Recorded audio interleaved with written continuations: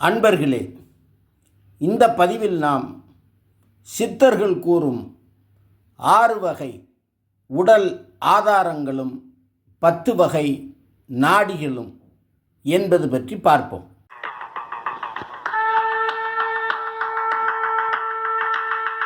அண்டம் பிண்டம் நிறைந்து நின்ற ஆதிநாதனே போற்றி, அகண்ட பரிபூரணத்தின் ஆதி சாத்தனே போற்றி.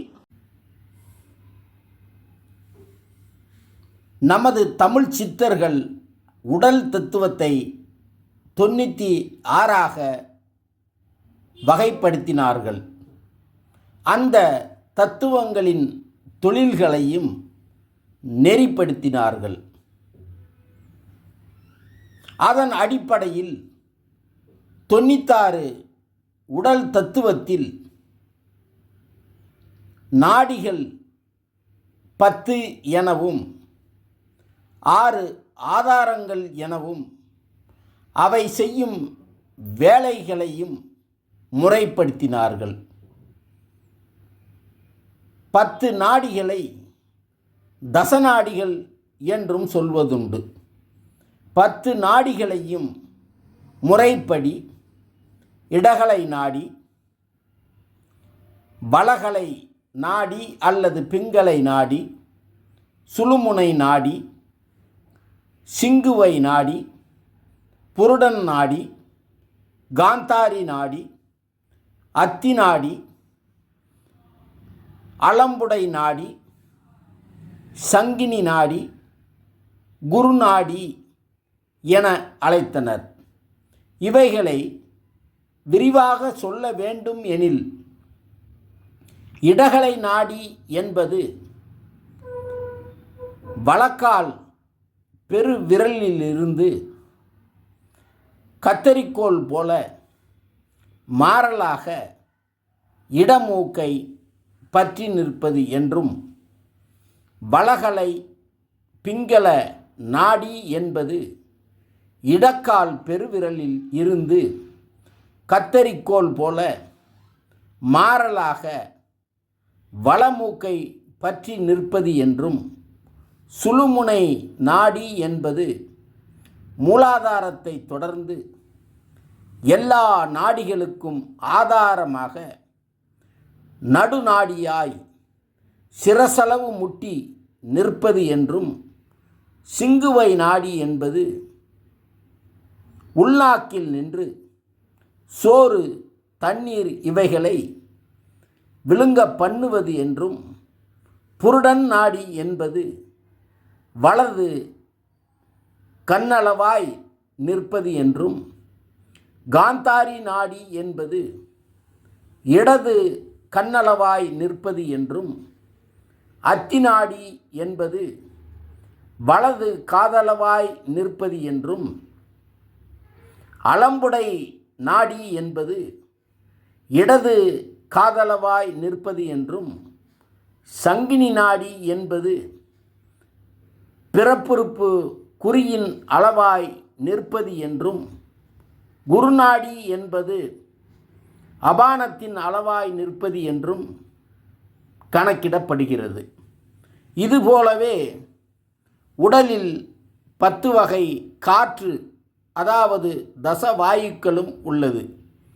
அது பற்றிய விளக்கத்தினை வேறு ஒரு பதிவில் தந்துள்ளோம். உடல் தத்துவ அடிப்படையில் நமது தமிழ் சித்தர்கள் உடல் ஆதாரங்களை 6 என குறிப்பிடுகிறார்கள்.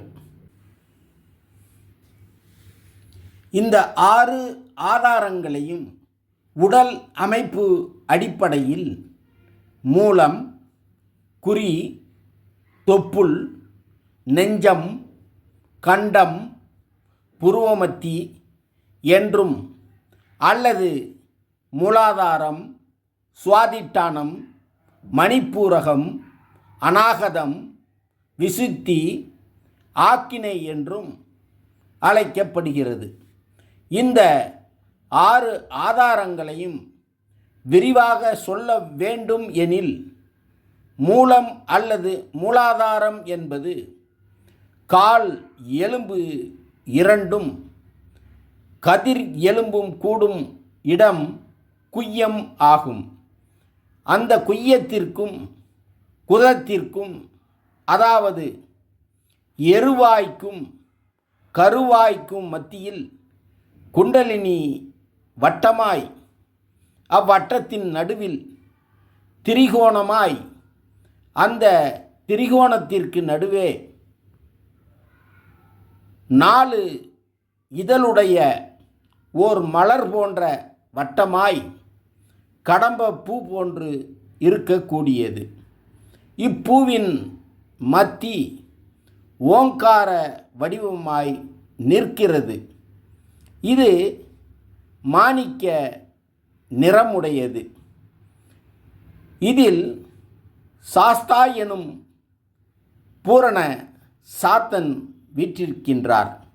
அடுத்ததாக குறி அல்லது சுவாதிட்டானம் என்பது மூலாதாரத்திற்கு 2 விரற்கடைக்கு மேல் இருப்பதாகும். இது நாற்சதுரமும் அச்சதுரத்தின் நடுவே 6 இதழுடைய ஒரு மலர் வட்டமும் அதன் மத்தியில் லிங்க பீடமும் வீணாதண்டின் அடியுமாய் விளங்கி அதன் நடுவில் நகார எழுத்தாகி நிற்கிறது. நிலத்திற்கு ஆதாரமாகி பொன்னிறம் உடையதாக உள்ளது.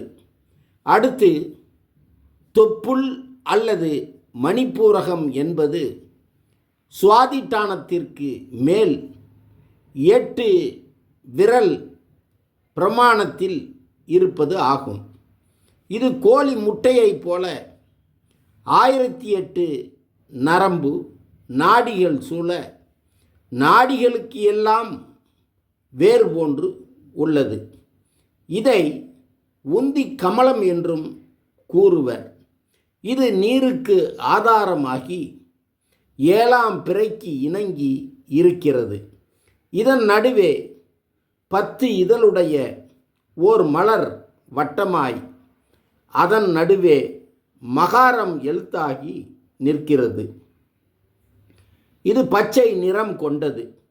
அடுத்து நெஞ்சம் அல்லது அநாகதம் என்பது மணிப்பூரகத்திற்கு 10 விரல் கடை பிரமாணமாக உள்ள இடத்திற்கு மேல் இருப்பது. இது இதய கமலமாகும். இது நெருப்புக்கு ஆதாரமாகி முக்கோணமாய் இருக்கிறது. அதன் நடுவே 12 இதழுடைய ஒரு மலர் வட்டமாய் இருக்கிறது. அதன் நடுவே சிகாரம் எழுத்தாகி நிற்கிறது. இது அக்கினி நிறத்தை உடையது. அடுத்து மிடறு எனும் கண்டம் அல்லது விசுத்தி என்பது அநாகதத்திற்கு 10 விரற்கடை பிரமாணம் உள்ள இடத்திற்கு மேல் உள்ளது. இது காற்றிற்கு ஆதாரமாகி கண்ட தானத்தில் உள்ளது. அறுகோணமாய் இருக்கும். இதன் நடுவில் 16 இதழை உடைய ஒரு மலர் வட்டம் இருக்கும். அதன் நடுவில் வகாரம் எழுத்தாகி நிற்கும். இது கருமை நிறத்தை உடையது.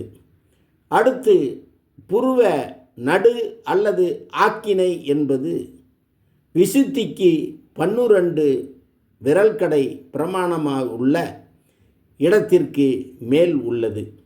இது லலாட பீடத்தில் இருக்கிறது. வீணாதண்டில் முடியுமாறு ஊடுருவி பொன் போன்ற வடிவமுற்று நிற்கும். நெற்றி புருவத்தின் வெளியாய் 3 இதழுடைய ஒரு மலரின் நடுவில் யகார எழுத்தாகி நிற்கும். இது ஆகாயத்தின் ஆதாரமாகி படிக நிறத்தை உடையது.